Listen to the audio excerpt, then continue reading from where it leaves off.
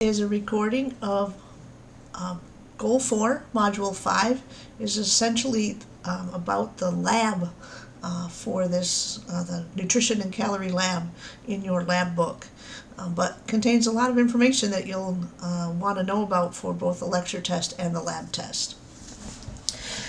So when I first created this PowerPoint, one of the things that was going on at the time was the Let's Move campaign by the Obama administration, and it was to basically target childhood obesity. Michelle Obama was really concerned about that, and that was kind of her big issue, and she basically made the White House vegetable garden, remember that, and was trying to teach about nutrition in the schools and to get kids up and moving more. That campaign is still out there, and you can still go and go to the Let's Move website and get involved if you want to, and it teaches you how to do those kinds of activities in your community. So there's a link there if you ever want to check that out, or just Google the Let's Move campaign. Okay, so the Nutrition Lab and Goal 4, Module 5, is going to talk about trends in health and nutrition, talk about a calorie and how we calculate them on foods, and then be able to know and determine the calories in a particular food item that comes from proteins, carbs, or fats. We'll talk a little bit about how to read a food label, and then talk about BMI and BMR. So one of the problems in the United States is that we are essentially pretty fat, and our kids are getting fatter. They now think that 74% of Americans are overweight or obese, and it could literally be above 95% by 2050 if we keep going the way we're going. We are just bigger, and there's lots of reasons for this, and they keep looking at different reasons for this, and it is not simply because people can't control what they eat. It's not just a self-control thing, and unfortunately we usually blame fat people for being fat. It's their fault, and I am overweight, and if somebody says, well, whose fault is that? I will definitely blame myself. And a lot of it is more than just the fact that I eat too many cookies. Sure, I do. But there's a lot of factors that go into obesity and being overweight and the tendency to do that. As far as the United States, the CDC keeps track of this, and this is one of the latest ones in 2023 that has come out. They try to update this yearly or every other year, and you can see the darker colors there: Arizona, Mississippi, West Virginia, the Southeast in particular, incredibly fat. But Michigan did hold number one, I think, back in 1998, so good for us, right? Colorado still seems to be the thinnest people out there. But all of us, are more than 20% of the population in that state is overweight or obese.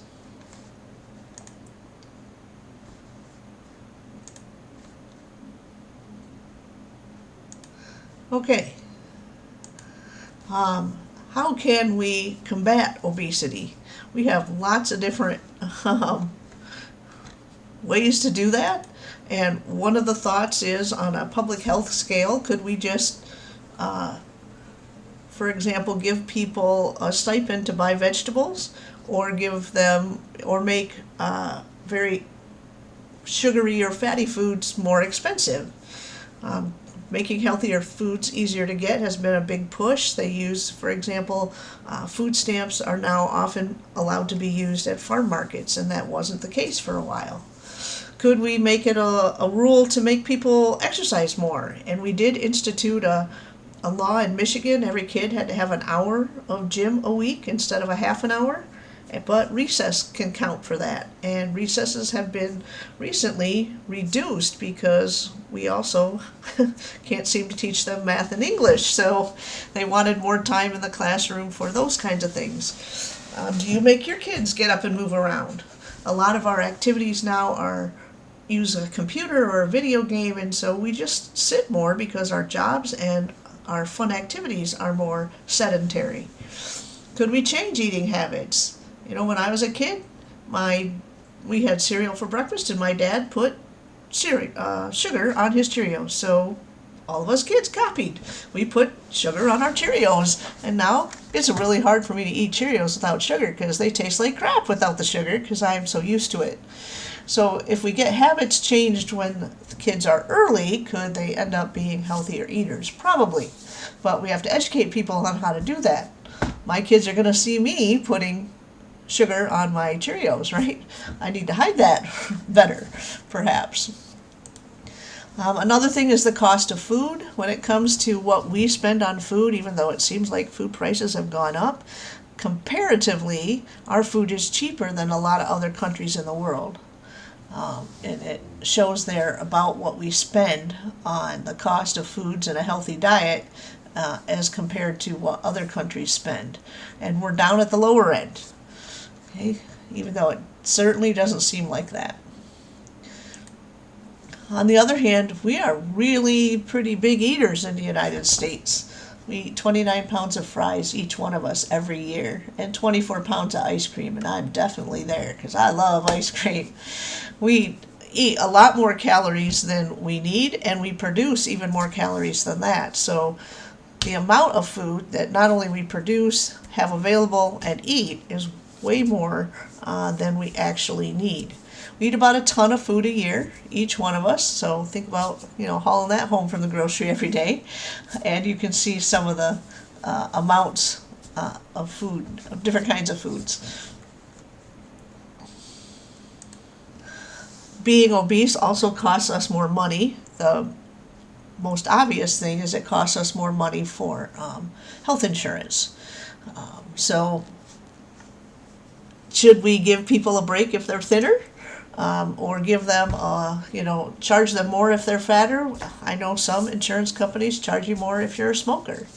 Or they give you a bonus or something if you wear a wristwatch that keeps track of your steps, for example.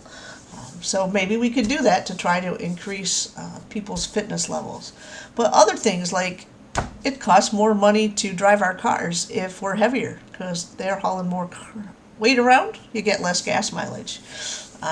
You have more likely to be gone sick or gone home. You lose work days because of lower productivity because you're sick more often if you're overweight. Anyway, it shows some of the different things that it costs obesity. If a person is obese, particularly women, we are often more prejudiced against if you're a fat woman, and you're less likely to get a job, for example, if you're overweight versus a skinny person. So why do we eat? Obviously, we need to eat to live, but that is one of the lowest things on the list here. We eat for a lot of different reasons, not necessarily because we're hungry. We eat in social situations. When we celebrate, we bring food. Even when we have funerals, we bring food. What do we do for a kid's first birthday? We feed them cake and take a picture with the cake all over their face, right? We eat when we're sad, we eat when we're excited, we eat when we're depressed.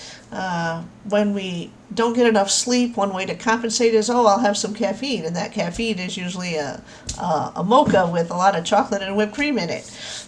We eat when we're stressed, okay, which is normal. This is things we have done all our lives, but all of that collective eating ends up going on our waist. So, can we get people to eat better? Maybe. And hopefully you guys, as you go through this class and become healthcare professionals, will help people be healthier by talking about the nutrition and exercise in their life, not just here's a pill to fix your problems. We could fix a lot by getting people to eat healthier and move a little bit more. We have changed advertising. Should we, prevent sugared cereal advertising on Saturday morning cartoons? We aren't allowed to advertise cigarettes to kids. Maybe we should stop advertising Happy Meals and Frosted Flakes. Should we increase healthy options in the school lunch program?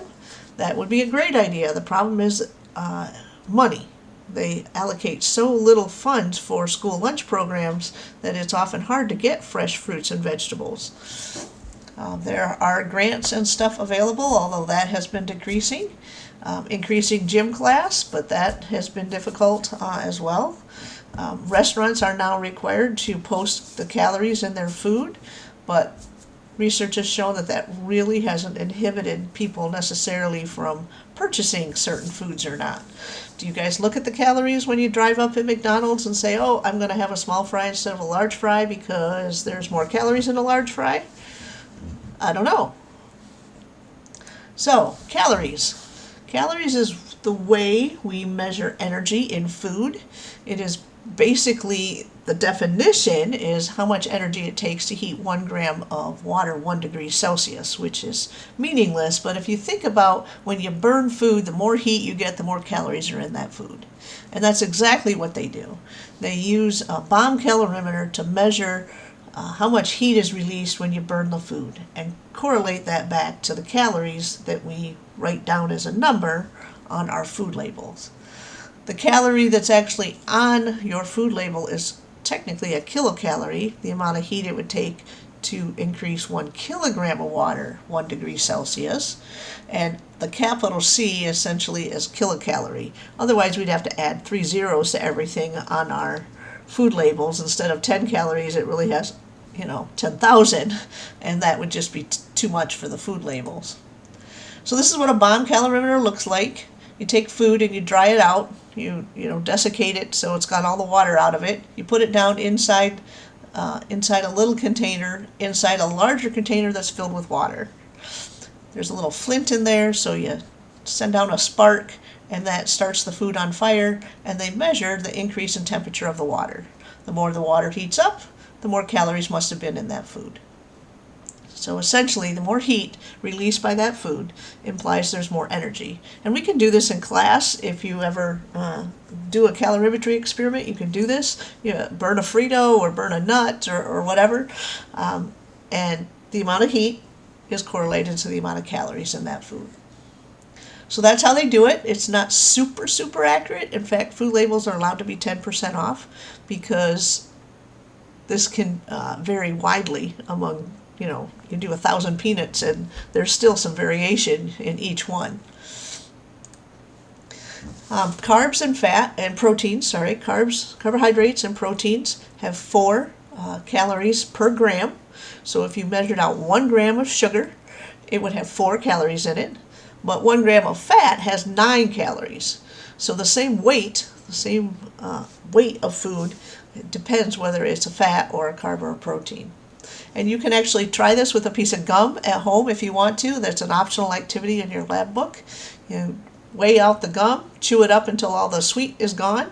It has to be a sugared piece of gum. Kind of suck the liquid off and weigh it again. And if it started out as 10 grams and now it's 5 grams, you have chewed up 5 grams of sugar. 5 times 4 calories per gram would be 20 calories. Okay, so you can actually do it with a piece of gum if you have a little scale at home if you want to try that. The recommendations that come down are redone every 5 years and fall under the dietary guidelines for Americans. And the last one was 2025 this year, or 2020 to 2025, so new guidelines will come out. This is done by the Department of Health and Human Services and the USDA. And it's based on, or has been based on, a 2,000 calorie diet. And the recommendation is that of those 2,000 calories, about half come from carbohydrates. About 20%, give or take, come from proteins. And they recommend 30% or less come from fat. And so you can actually calculate this if you add up your calories that you eat every day and figure out protein, carbs, and fat calories. You can see how well you do. And most people have no trouble hitting the carbohydrate. Everything's got carbohydrates in it, and we like carbs, and they're easy to get, easy to prep. Any vending machine is mostly filled with carbohydrates. Protein, some people have a harder time meeting this, and if you're going to be low in one, it might be this one, because some people don't eat a lot of meat, or it's harder to prepare. It also tends to be the most expensive thing on the diet, or in your diet. Fats, we don't usually have any trouble getting this one. In fact, they recommend of that 30%, only 10% of it comes from saturated and the other 20 from mono and polyunsaturated. And that can be hard because polyunsaturated fat doesn't taste nearly as good as things like fish and fish oil. Whereas saturated fat, now we're talking, M&Ms, fat that's solid at room temperature. So that one tends to be easy to get as well. So the government keeps coming out with, or the various health institutions come out with ways to show it by picture. So many Americans can't read. How can we get people to eat healthier? Very long time ago, the food pyramid kind of came out and said, this is, the base of the pyramid. That's what you should have the most of, the grains, then fruits and vegetables, and then meat and milk, and only a tiny bit of fat. They revamped this by doing by colors with little steps saying a good healthy lifestyle includes exercise and moving around. And they tried to take away serving size numbers because people were like, oh my gosh, I need 25 servings of foods. That's a lot, because we have no idea about serving sizes. We tend to think of serving size as, a bowl full of cereal, whereas probably if you looked on the container and measured what you ate, you probably had 2 or 2.5 servings in that bowl. So they came out with this color thing, and then that went away, and we're now to the My Plate. This was much easier for people to figure out. We could print them out and put them on, the tables in kindergarten and say, half your plate should be covered with fruits and vegetables, trying to get people to realize that's really what we need to be eating. The My Plate YouTube, great little 3-minute thing about trying to get people to look at this and picture in their head on their plate to reduce the amount of crap that we eat and eat more good stuff like the fruits and vegetables. I don't think that they're going to change this with the new recommended dietary guidelines. This has definitely been more popular and easier for even children to understand. But the food labels and what we put on food labels are regulated, established by the FDA, which falls under the Department of Health and Human Services. The USDA also plays a role in food safety and some of the other things like the school lunch program and WIC. But the FDA sets the rules for food labels and what foods must contain. And there's quite the details about it on that website if you're more interested about the laws. But you might remember the old one and the new one. The food labels have been revamped maybe a couple years ago. So this is the new one that maybe most of you, hopefully most of you are seeing this now. And notice the calorie number got bigger. They literally made the font size bigger because they didn't think Americans were aware of what they were eating. They also tried to make the serving sizes more realistic. People don't eat these tiny little serving sizes. They eat more. So they wanted to make them more reasonable. And they have gone some that way, but some of the other ones, I still think cereal serving sizes are very much lower than what we actually eat. They also require, if the food has a saturated fat in it, it must be included because saturated fats are associated with heart disease. So this food has 8 grams of fat and only 1 is saturated, but they have to tell you that. The other 7 are mono or polyunsaturated fat, but because they're considered more healthy, they don't actually have to break that down. I'm not even sure why trans fat is on here. Our food's not allowed to have any trans fat by law now since 2017, but there are some natural trans fats in meat, and so sometimes a food label might say that. The fact that there's 0, of course there is, they're not supposed to have any in there. They've also added this line called includes 10 grams of added sugar. So if a food, when they make it up, they add sugar to it, they have to tell you that now. They also have to list vitamin D, calcium, iron, and potassium levels. Those are the 4 minerals or vitamins that Americans are most likely to be low in, and so now they're including those on food labels. So how much do you need to eat? You need some amount of food just to stay alive. Okay, so things like keeping your heart pumping, your blood circulating, your kidneys filtering, and your digestive system working. This is referred to as your basal metabolic rate. So if all you did all day was just sit there and only get up and go to the bathroom, the amount of calories that you would need basically is your basal metabolic rate. And it depends on a lot of stuff. How big you are, your surface area, how old you are, whether you're male or female. Sometimes hormone levels can influence this, and even your fitness level. People with higher muscle mass are going to have a little bit higher BMR. But almost 2/3 of your calories, half to 3/4, there's quite a range and it depends on what source you read, are literally your BMR. So most of the calories that you burn every day is just keeping yourself alive. Certainly if you go out and play football or walk or ride your bike or even vacuum your house and run around and chase after your kids, you're going to need extra calories beyond the BMR. Okay, and how do they measure this? You can actually, there's a formula, but it's way easier to go online and type in BMR calculator and just put in your height and weight and age and sex, and it'll give you your number. As you get older, it does go down a little bit, and men, it's higher because men have a higher basal metabolic rate. Their heart pumps a little harder, their blood circulation is usually a little faster. So sorry ladies, automatically you're going to have a little bit lower BMR just for being female.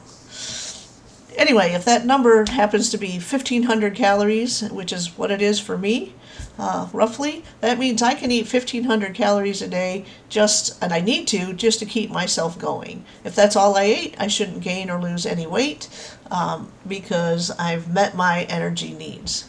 And they used to think pretty much energy in and energy out, if they were equal, you wouldn't gain any weight. And it's still generally true, but there's a lot of other things that influence it. So sometimes even if you purposely eat under the number of calories you think you're burning, you still won't lose weight very well. Your body doesn't want to lose weight. It's a storage machine. It wants to save that energy for later. And you go out and exercise like crazy and think, oh yay, I burned a bunch of calories, and you come back in and you eat ice cream. Likely that ice cream had more calories than you just burned. Because your body automatically, later is going to be like, okay, I'm going to repair all those muscles you used, and I'm going to get those stores back, but I'm also going to store some for later in case you're going to do this tomorrow. Okay, and so exercise can actually increase appetite, making it harder to lose weight because your body thinks, oh my gosh, you need those to repair and to store for later. All right, so how do we measure people's obesity or overweightness? The number one thing used now is BMI, your body mass index. And we'll talk about that, and you can go and type it into the web and get a BMI calculator to get your number. But that is what the medical community is using the most. And unfortunately, it measures fatness, not fitness. Okay, make sure you understand that. It is your height in meters squared divided by your weight in kilograms or whatever. So it doesn't take into account any other health metric. And that's what is used. But they know that, for example, 24 and under is much healthier than 25 to 29, which is overweight, and even better, and that's still better than 30 or over, which is obese. And they know that if you have a number above 25, you're more likely to have heart disease, increased levels of stroke, diabetes, and even cancer.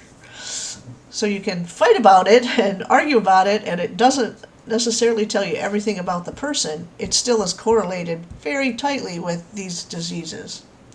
They used to have height weight charts, percent body fats. They measure your waist to hip ratio. That's another good indicator of health, as well as where you're carrying the fat. Historically, they used the Metropolitan Life Insurance tables. That company sold life insurance, and if you were 5'8" and had a small frame and you were a man, you better weigh between 140 and 148. If you were outside that range, they charged you more for life insurance. Okay, and so you can look. I am a female, I am 5'2", I have a fairly large frame, so I should weigh between 128 and 143. I do not. I weigh more than that, so I would have been charged more for my life insurance policy. They mostly use BMI now. Okay, so the 19 to 24 is considered healthy, 25 to 29 overweight, and greater than 30 you are obese.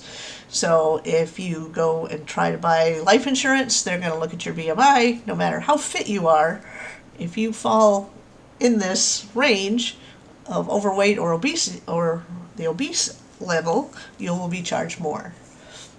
So if you are a bodybuilder and not very tall, you have a lot of muscle mass, muscle weighs a lot of, has a lot of mass, you probably would be considered overweight or obese. And that's unfortunate because you're probably in better health than somebody who is a skinny couch potato because you've been working out. So how do we treat obesity and being overweight? It is now considered a disease, which actually helped because when you categorize something as a disease, it can be used to, once it's in that category, health insurance companies can give you medication for it, and you can and will cover that cost sometimes. Or it's if it's a disease, we can keep track of it and look at trends and then say, okay, this is happening more and more. Let's look at what these people eat or what the people do, and then we can come out with, okay, this and this and this is more likely to happen in people who are obese. Let's offer them nutritional information, or let's tell them to walk more, or anyway, it has become one of the biggest, if not the biggest, problem health-wise in the United States. So, and it's not just here, it's all over the world. When you take a person who comes from another culture and it comes to America, they are more likely to get fat because our Western diet, it's delicious. So what is it? Is it just our diet? And even politically now, what can we do to try to reduce obesity at the national level? Certainly there are medications, orlistat, Xenocol, leptin, CCK, and Meridia, those things in the top 2 bullet points there. Not used as much anymore, but they were all early drugs, and some of them are still available to try to get people to not eat or not gain weight. Orlistat and Xenocol inhibited lipase, and the side effect is you have massive diarrhea and sometimes loose feces. In other words, don't sneeze, you'll poop your pants. And so the thought is, if you take these drugs, you'll be so worried about pooping your pants, you won't eat the fat. Leptin, CCK, and Meridia were some of the early drugs used to try to inhibit appetite. They had to be injected, and they did not necessarily work really very well. So they weren't widely used. The new GLP-1 drugs down there are much more effective, and the same type of idea is you're trying to inhibit appetite or make people feel full even when they haven't eaten. Caffeine is an appetite suppressant, but you can overdo that. Too much caffeine can cause your heart to go crazy. You can actually eat 2 or 3 cups of coffee a day without any problem, but people were popping ephedra pills to the point where they actually had to pull them off the market because more is not better, and people were taking too much. Growth hormone is a good way to gain muscle and lose fat, but you can't just give people extra growth hormone. That can cause some serious side effects. It's not legal in the United States unless you have muscle wasting disease and some other issues, so that's not used very often. It's also had to be injected. Remember, protein hormones have to be injected. There's bariatric surgery, which is much safer than it used to be, but it is still pretty drastic, and people can regain the weight, stretch the stomach back out, and so it works, and then it reverses, or it can not be effective a couple years later if people gain the weight back. It's also pretty drastic surgery. So these newer drugs, much safer. Most of them do still have to be injected, but they're developing pills, which people like to take pills much more than get injected. It basically makes not only you release insulin and block glucagon, which lowers blood sugar, it also slows gastric emptying, so it slows down your food passing through the digestive system, which makes you feel full. It also targets areas in the brain to suppress appetite.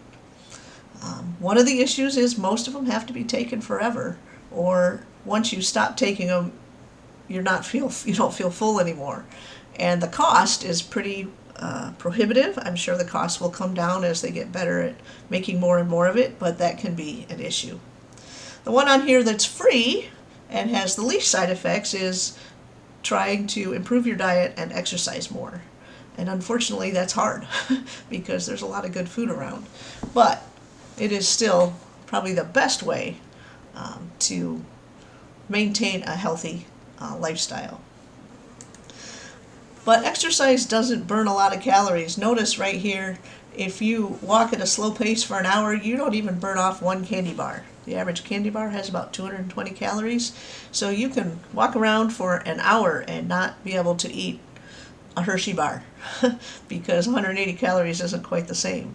So people have a tendency to think, oh, I exercised, for an hour, I should get to, and we justify that in our heads. If we could exercise and not eat the candy bar, it might work.